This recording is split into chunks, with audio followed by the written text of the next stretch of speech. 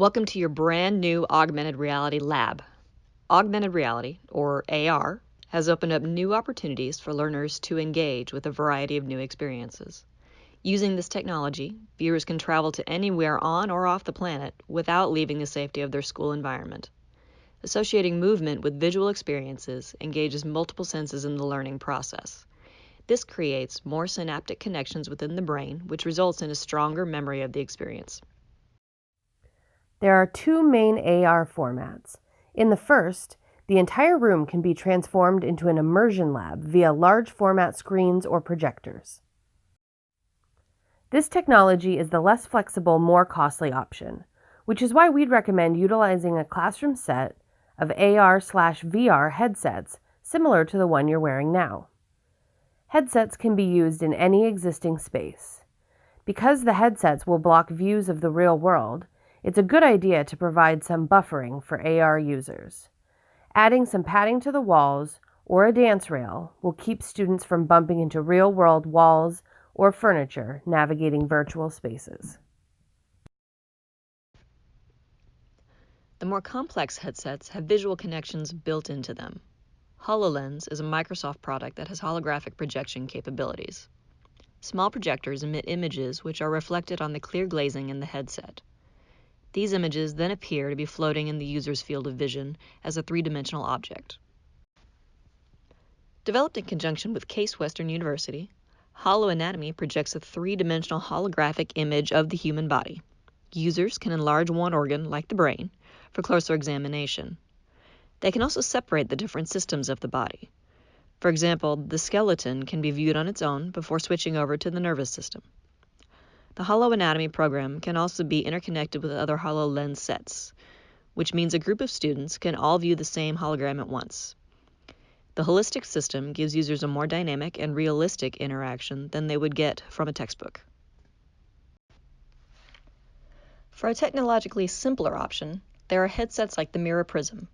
It uses a reflective lens similar to the one in HoloLens, but the image source is a smartphone. In this case, the phone screen projects images into the room rather than at the viewer's eyes.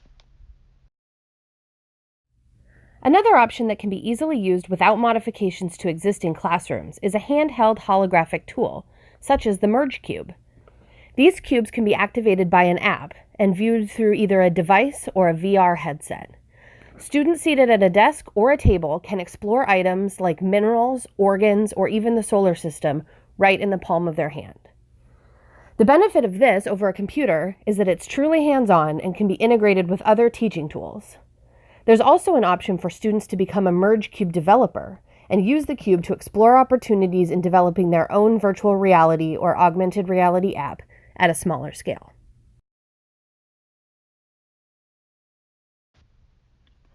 Glass EE is a lighter weight, less immersive version of the holographic sets. You may remember the consumer version of Glass that failed so spectacularly a few years ago.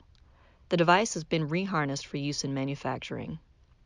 Today, workers use Glass to project schematic images onto the lens of the glasses.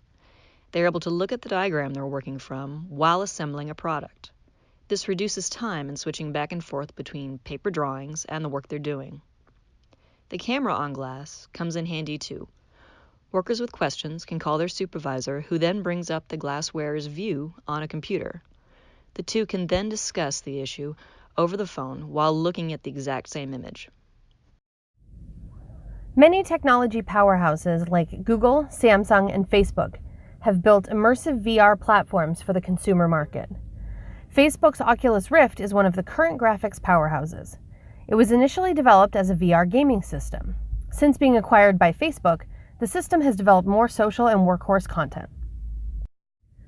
Rift has high-intensity and high-quality graphics and sound. A handheld controller allows the user to maneuver through the experience while fully immersed in the digital world. Rift users are active participants rather than passive consumers.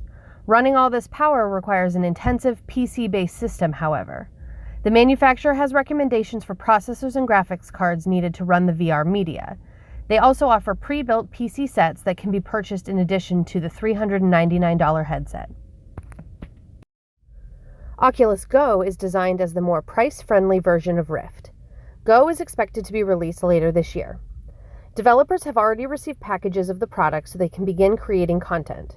This is a standalone headset, meaning it doesn't need a PC or a smartphone to process content. Oculus Go will still have a controller, but motion capture isn't expected to be immediately available. The system's ability to track a user's movements has been sacrificed to allow more real-world flexibility. Go also loses the fully immersive sound system. This system comes with conductive audio, but users have the option to connect their own headphones. Many viewers, like the Google Cardboard you're wearing, use smartphones to display immersive content.